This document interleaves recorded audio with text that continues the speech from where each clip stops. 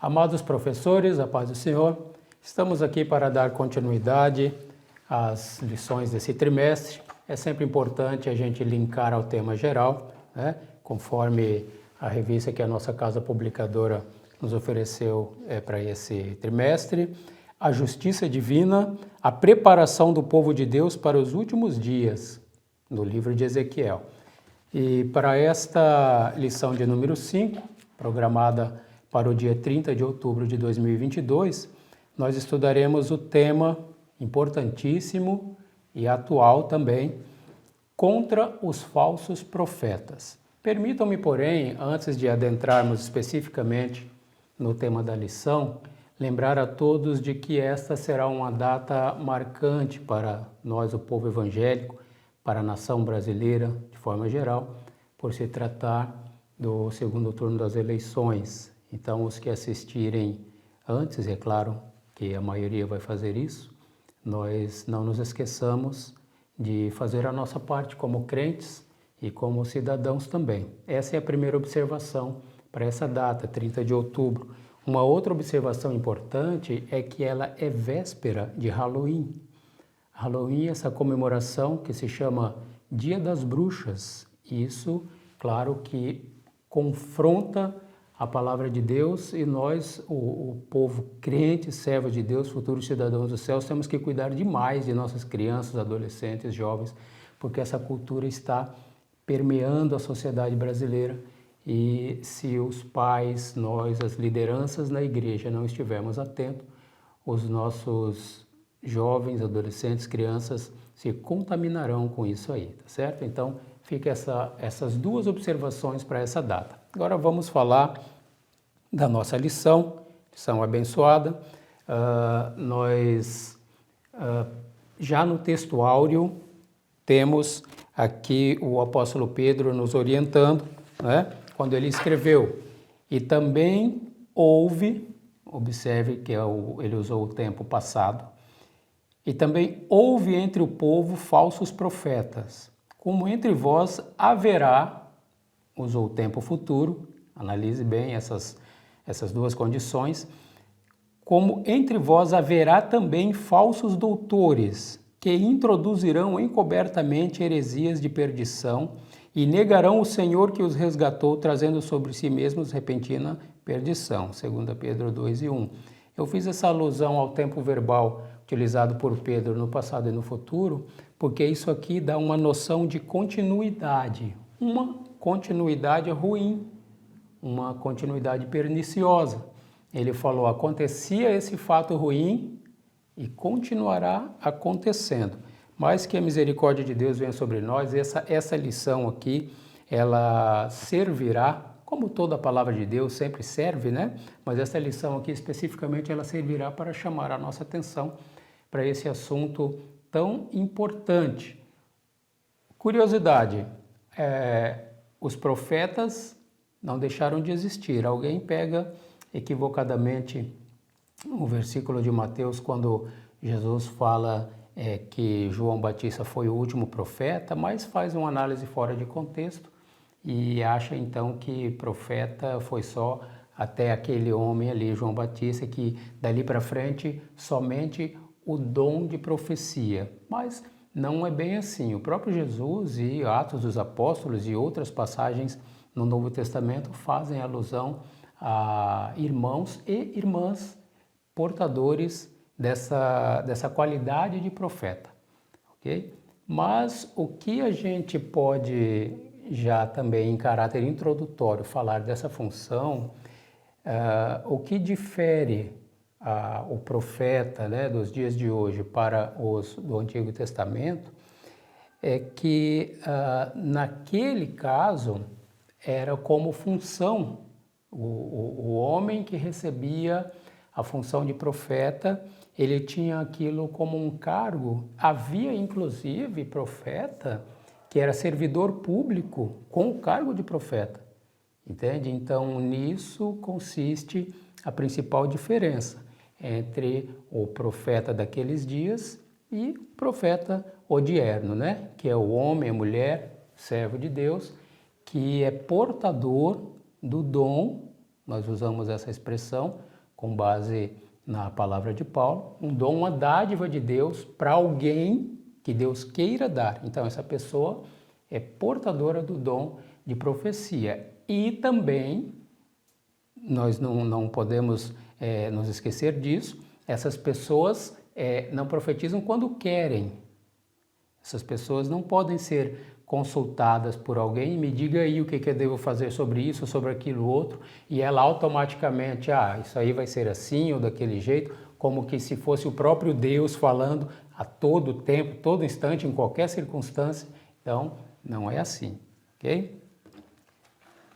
Naquele contexto, os profetas, ou os falsos profetas, eles estavam blindados por uma liderança religiosa e civil também. Só que essas lideranças também já haviam apostatado da fé.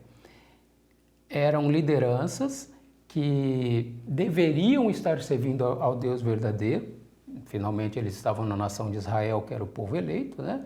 Mas essas lideranças, e mesmo tanto as civis como militares e as religiosas, enfim, eles estavam lamentavelmente perdidos na caminhada como servos de Deus, né? E o contexto então era esse, e os profetas daquela época, eles acabaram se corrompendo também. Detalhe, não era obrigado a se corromper, não era uma condição impossível, né, de ser evitada. Eram pessoas que não vigiaram, como nos dias de hoje temos que, como crentes, homens e mulheres de Deus, servos do Senhor, temos que vigiar também. Alguém não vigiou. Tanto é que alguém se preservou, como o autor bíblico, o profeta bíblico, que é usado como inspiração para esta lição desse trimestre, né? E tratando hoje aqui dos falsos profetas. Esta lição de hoje, meus irmãos, que estará sendo tratada, a lição de número 5, né? Que estará sendo tratada no dia 30 de outubro, ela não deve servir como um desestímulo para irmãos que busquem esse dom, ou mesmo para os que já o possuem. Essas pessoas não devem, durante a ministração da aula, ficar constrangidas.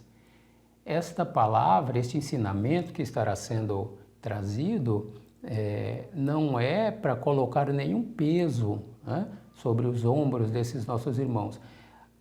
Nós precisamos de pessoas portadoras desses dons. Não foi como Deus distribuiu ou distribui como quer e a quem quer, né? Dons de profetizar, dom de língua, dom de interpretação de língua e discernimento. Então, assim como esses outros dons, o de profetizar também, não deve haver nenhum tipo de constrangimento. Então, nós temos que ter todo o cuidado para, na ministração dessa aula, não deixarmos, eventualmente, né, algum irmão ou irmã presente que seja portadora desse dom, ficar achando que está sendo falado para ele, que será que ele não é um falso profeta? Não, a ideia não é essa, tá certo? Mas a lição tem que ser dada, até para nos precavermos de falsos profetas de fora.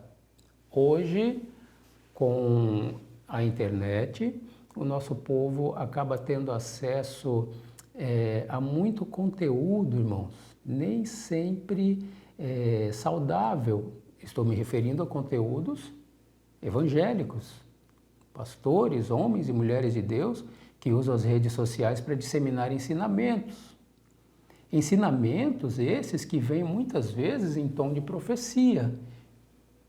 E se as profecias, os ensinamentos dessas pessoas se enquadrarem no grupo dos falsos mestres, falsos ensinadores, falsos profetas, então o nosso povo estará se alimentando dessa comida estragada. É por isso que essa lição está bastante atual. Então, já falamos que João Batista, ele não foi o último de todos os profetas, né? Então estamos reafirmando aqui que ele representou, a título de curiosidade, isso não está na lição, né? Ele representou o fechamento do ciclo do Antigo Testamento. profeta como vinha sendo, né, durante o Antigo Testamento. Nesse sentido, João foi o último. Os professores mais jovens não se lembrarão, mas quem está aí nessa jornada no corpo docente há mais tempo, esse tema de João como profeta foi tratado no terceiro trimestre de 2010, a lição de número 8, João Batista, o último profeta do Antigo Pacto. Ok? Mas isso foi só a título de curiosidade. A nossa lição ela é dividida em 3 capítulos. É sempre bom, professor, professora, é sempre bom você ter essa noção e fazer esse arcabouço, esse apanhado geral assim antes de entrar no assunto, para que não só na sua mente você se organize, você precisa organizar mentalmente a sua aula. Sua aula precisa ter começo, meio e fim. E também, se você fizer isso na abertura da sua lição, o seu público, né, o corpo discente que estará ali ouvindo, né, a lição, ele também já vai se situando, tá certo? Então, nós estaremos vendo nessa lição, capítulo 1, sobre os profetas, o capítulo de número 2, sobre os falsos profetas em Ezequiel, e, finalmente, o capítulo de número 3, sobre a geração das mensagens falsas. Então, será esse o norte da nossa lição, né? O termo profeta é o principal, o mais usado, né? É Navi, essa expressão hebraica que quer dizer porta-voz ou orador, né? E isso teve seu fundamento primordial lá naquela situação de Moisés no Monte Horebe, quando ele já recebeu ali que Arão seria o seu intermediador, ou seja, o profeta, o seu porta-voz, aquele que falaria por ele, né? Êxodo 7:1. Então disse o Senhor a Moisés: eis que te tenho posto por Deus sobre o faraó, ou seja, você estará lá me representando, né? E Arão, teu irmão, será o teu profeta. Então aqui foi a fonte primordial para essa função, né? Utilizava-se também, embora tenha caído em desuso, né, a expressão vidente. Essa expressão nos dias de hoje, ela acabou ficando reservada mais para alguma seita, alguma heresia aí fora que usa essa expressão. Nós, os crentes, nós acabamos por ficar majoritariamente, né, com a expressão profeta. No 1.2 da nossa lição, outros termos para designar os profetas de Deus. Mensageiro, não tem problema nenhum dizer que um portador ou quem entrega uma profecia é um mensageiro, né? Embaixador, porque o embaixador, no seu termo clássico, né, é um representante de um rei ou de um presidente em outro lugar, em outra nação, em uma situação diplomática, né? E também servo de Deus, servo do Senhor, homem de Deus, são outras expressões que são utilizadas para designar os profetas de Deus. No subtítulo 1.3, os falsos profetas, profetizar falsamente era crime em Israel e havia punição, inclusive, com a morte. Então, esses falsos profetas condenados por Ezequiel, de fato, eles estavam escapando da condenação porque estavam acobertados em seus erros, em seu pecado, pelas lideranças às quais já fizemos referência, né? O falso profeta, ele pela Septuaginta, a versão bíblica que nós chamamos de Septuaginta, né, os chamava de pseudo-profetas. Quando a gente usa essa expressão inicial pseudo, passa já uma mensagem negativa. A ideia diz que é, mas não é. Então, pseudo-profeta, não era profeta coisa nenhuma, né? Capítulo 2, sobre os falsos profetas em Ezequiel, o 2.1 tem um subtítulo, os dois lados. Por quê? Assim como há profetas legítimos, realmente usados por Deus, né? Há falsos profetas provenientes da parte de Satanás. Como assim da parte de Satanás? São crentes, vamos dizer, estragados, que não vigiaram, que deram lugar para o inimigo. Então, apesar deles terem o nome de servo de Deus e serva de Deus, mas se eles estão trazendo mensagens falsas, se eles são portadores de mensagens de engano, então servos de Deus aqui não são. Eles estão sendo, lamentavelmente, servos de Satanás, né? O item, ou o subitem, né, 2.2, fala da apresentação. Ezequiel usa de certo sarcasmo ao se referir a esses embusteiros. Aí Ezequiel usa, ao invés de chamar de profeta, ele chama de profetizador, meio que pejorativamente, né? E afirma, profetizam o que vê o seu coração. Ele quer dizer com isso, não é Deus que está orientando a falar nada daquilo ali. Aquilo ali, esse falso profeta, esse embusteiro, esse enganador, né? Ele falou o que quis. A Bíblia chamou de profetiza o que vê o seu coração, né? O 2.3, o desserviço dos falsos profetas. Essa expressão por si só já passa uma mensagem ruim, né? A gente sabe o que é alguém prestar um serviço. Serviço como uma coisa boa, uma coisa positiva, um serviço é sempre algo que constrói, né? Mas o falso profeta presta um desserviço, ou seja, ele estraga o que estava certo, que estava correto, desfaz, desencaminha. Então, o desserviço do falso profeta, seguem o seu próprio espírito e seguem coisas que não viram. Se não viram, por que é que estão entregando como se de Deus fosse? É o espírito do erro, o espírito do engano. No capítulo, ou no subtítulo 2.4, as raposas do deserto, foi outra alusão a esses homens, né? Ou profetas chacais. Olha que termo terrível, né? Instrutivo, pesado, que um homem outrora, que a gente quer acreditar que em algum momento essa pessoa foi um servo fiel, né? Mas desviou-se na jornada e agora recebendo o nome de profeta chacal, uma alusão àquele animal que vive no deserto, atacando porque é um predador, né? E isso então é uma alusão ao caráter destrutivo dessa gente, para aqueles dias e para os dias de hoje. Eu faço uma pausa aqui para parabenizar os crentes, os irmãos que frequentam a escola dominical, porque talvez em outro lugar ou em outra circunstância, os irmãos que não vieram assistir essa aula, eles não vão receber essa orientação. Em não recebendo essa orientação, eles se tornarão uma presa mais fácil para esse tipo de falso ensinador, falso mestre, falso profeta, né? E o capítulo de número 3, sobre a geração das mensagens falsas, né? Infelizmente nós temos irmãos que ficam em busca de mensagens. E muitas vezes eles ficam forçando e acabam tendo acesso à mensagem que não é de Deus, né? Então, mensagens geradas falsamente. 3.1, o profeta no Antigo Testamento, Deus se refere a eles como meus servos, os profetas. Veja, é bênção de Deus, né? E eles enfrentavam as lideranças corruptas, como hoje tem que acontecer também. Um homem de Deus, mulher de Deus, profeta, tem que enfrentar, né, todo tipo de corrupção. E hoje, então, não é diferente daqueles tempos. 3.2, os portadores de mensagens falsas, né?